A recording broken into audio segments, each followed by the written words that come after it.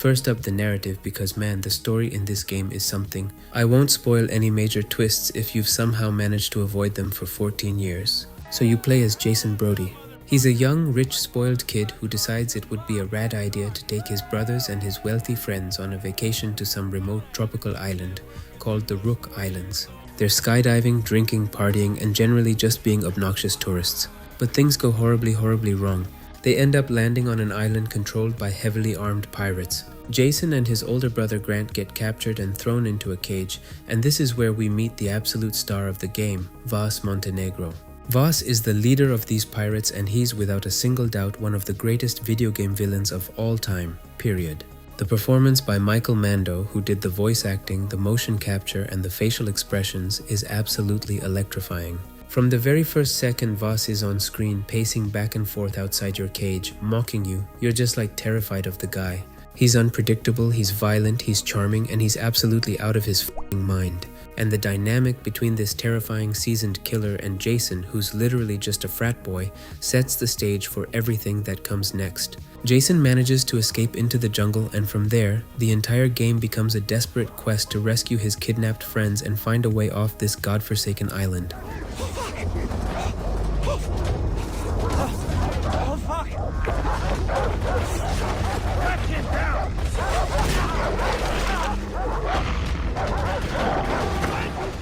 But here's where the story gets really interesting, and where a lot of people either think the game is a narrative masterpiece or some kind of mess. As Jason fights to survive, he's rescued by the local tribe called the Rakyat, led by a mystical woman called Citra. They give Jason this magical tribal tattoo and basically tell him he's the chosen warrior who's gonna free their island from the pirates. When the game came out, a lot of critics hammered it for having this white savior cliche. But I think that's absolutely BS, and I'm not even white, so yeah. Cause like we're seeing the game through the eyes of a Hollywood-obsessed rich kid. He thinks he's the hero, but really, he's just being used. The Rakyat are just manipulating him, turning him into a sociopathic killing machine to do their dirty work. And the game is actively holding a mirror up to you and asking, do you still feel like a hero as you kill hundreds of people? And this descent into madness is actually the core of the whole experience. Jason goes from crying over his first kill to actively screaming that he enjoys killing. He embraces it, and the narrative asks if he can ever really go back to his old life after all of this. Honestly, whether you think the game pulls off this deep meta-satire or just completely fails at it is totally up to you. But I actually loved this whole premise. I think watching Jason's voice actor get progressively more unhinged and aggressive as the story goes on is awesome, and it makes the narrative feel so much darker than your average shooter.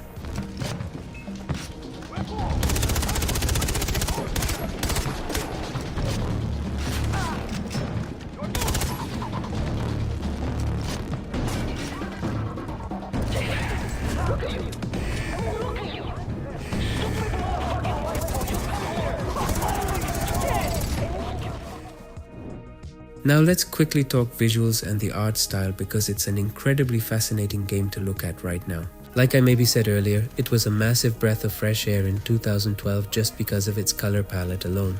The islands are absolutely stunning, the water still looks amazing, the jungle is very saturated, and everything just pops. Like when you're standing on top of a mountain looking at the ocean, it's still a really gorgeous game even in 2026. The art direction carries it hard. It's a tropical paradise that hides the horrors happening within it, which is a great thematic contrast. But we really need to talk about its world design, specifically the difference between the two halves of the map. The game is split into two areas, the North Island, which is controlled by Vas, and the South Island, which is controlled by his boss, a privateer named Hoyt Volker. The North Island is a masterpiece. It has ancient ruins, beautiful beaches, dense jungles, and hidden caves. It feels alive and dangerous.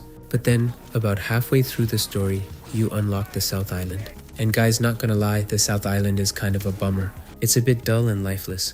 But worst of all, Vas is no longer the main threat, leaving you with Hoyt, who's just a generic corporate bad guy in a suit. Other than the environments, the game leans heavily into these hallucinatory sequences. Jason is constantly getting drugged, either by the enemies or by his own allies during tribal rituals. And when this happens, the screen distorts, the colors invert into these crazy neon shades, and gravity stops making sense. Yes, it's an effective way to visualize his mind breaking, but it kinda got annoying after a while, at least for me.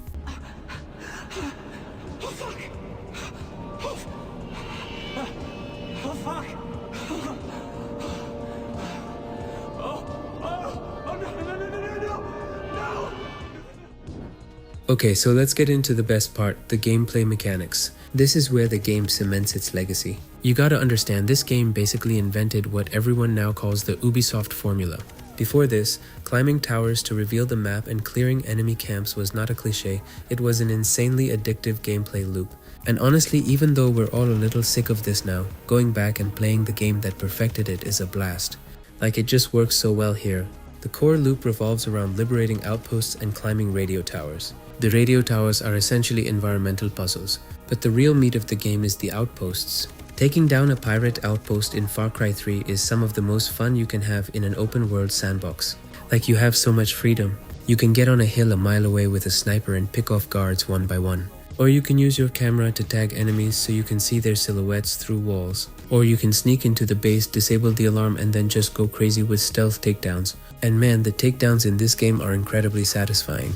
You start with a basic knife stab, but as you level up your skill tree, you unlock the ability to pull a pin on an enemy's grenade and kick him into his buddies, or jump from a roof for a death from above kill, or chain multiple knife throws in slow-mo. And if stealth isn't your thing, you can just slap some C4 onto the front of a jeep, drive it full speed into the front gates, bail out, and blow the whole place to hell. The gunplay is tight, the weapons feel punchy, and the explosions are massive. But the best part is how the open world naturally interacts with your plans. Like, you might be perfectly hidden in a bush, ready to stealth an outpost, and suddenly a freaking Komodo dragon bites your ass. Or you can shoot the lock off a cage holding a captive tiger inside an outpost, and then just sit back, watch it maul every single bad guy. It's this unpredictable, unscripted sandbox chaos that makes the gameplay so legendary.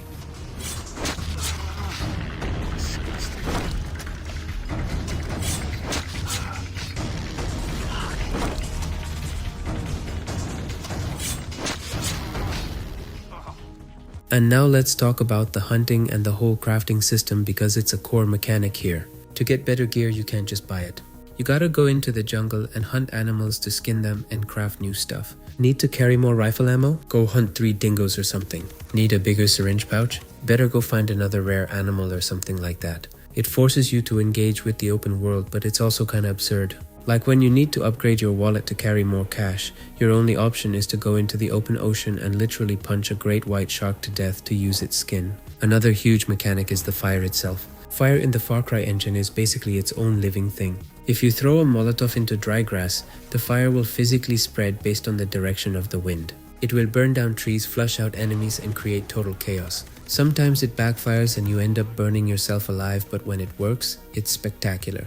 And this brings me to one of the best missions in the game, Kick the Hornet's Nest. You meet up with this crazy CIA agent named Willis. He gives you a flamethrower and tells you to go destroy a marijuana plantation. As soon as you get there and start torching the fields, a reggae dubstep track starts absolutely blasting through your speakers. And as the crops burn, the air fills with weed smoke and you literally get high. The screen gets blurry, the colors get weird, and your aim gets sloppy. You're stumbling around, burning pirates, listening to dubstep, and shouting about how much you love the flamethrower. You then finish the mission by blowing up a fleeing boat with an RPG. It's moments like these which take the gameplay from just good to amazing.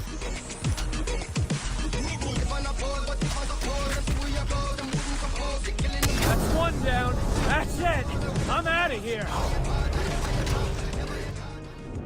So how long does it take to beat the game, and how hard is it?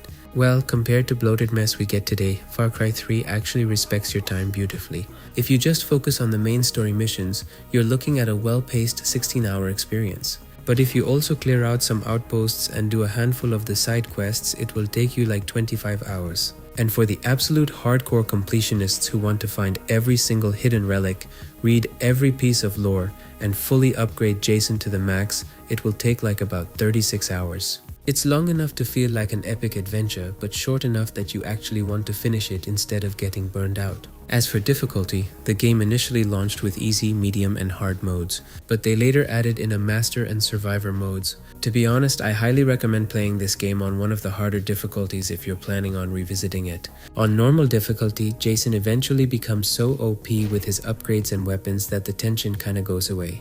But on master difficulty, the enemies deal a ton of damage, and their detection meter fills up way faster when you're trying to sneak. It forces you to actually use the crafting system. You'll now have to actively look for these specific plants just so you can craft special syringes that let you see enemies through walls or become fireproof for a few seconds. The harder difficulties turned the game from a standard run-and-gun shooter into a genuinely intense survival experience where you gotta scout every single outpost with your camera before making a move. It makes the gameplay loop so much more rewarding.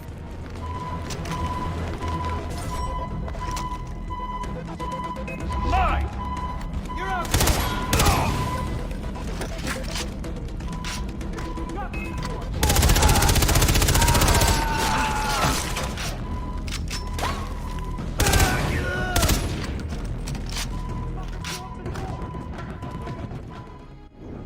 Now let's talk about replayability, and this is where I have to air a little bit of grievance. One of the biggest complaints when the game first launched was the lack of endgame content. Because the core loop is so heavily tied to taking over outposts, once you cleared the whole map, the island becomes completely safe.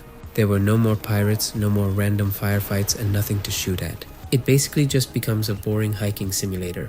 And to make matters worse, there was no new game plus. You couldn't restart the story with all your cool takedowns and weapons unlocked. However, Ubisoft did eventually listen to the community and released an update that added a reset outposts option. Basically, once you complete the main story and conquer every single base, you can enable it and it instantly hands every outpost back to the pirates and makes the map hostile again. All incomplete side missions get hidden until you retake the areas. While it's not a true New Game Plus, it's still a fantastic band-aid fix. It gives you a reason to keep playing and allows you to test your endgame weapons and stealth abilities against heavily fortified bases. But if you really love the mechanics but want a different vibe, the standalone spin-off expansion, Blood Dragon, exists. It takes the exact same gameplay loop but drenches it in 1980s neon and synthwave music. I highly recommend playing it. That can stop it. Nobody threatens my planet. Michael Biehn is Sergeant Rex Power Colt, a Mark IV cyber commando who's part man. So how does Far Cry 3 hold up in 2026? Look, not gonna lie, playing this game again really highlights how safe and corporate the modern gaming industry has become. Yes, Far Cry 3 literally created the repetitive open world formula that we all complain about today. But when you play the game that started it all, you realize why that formula became so popular in the first place. It's because in this game it was executed with genuine passion and some sort of cohesive vision. If you have never played this game, or if you haven't touched it in a long time, you absolutely owe it to yourself to experience it once more. Anyways, that's all I have for you today. Thank you so much for hanging out and let me know what your favorite Far Cry game is.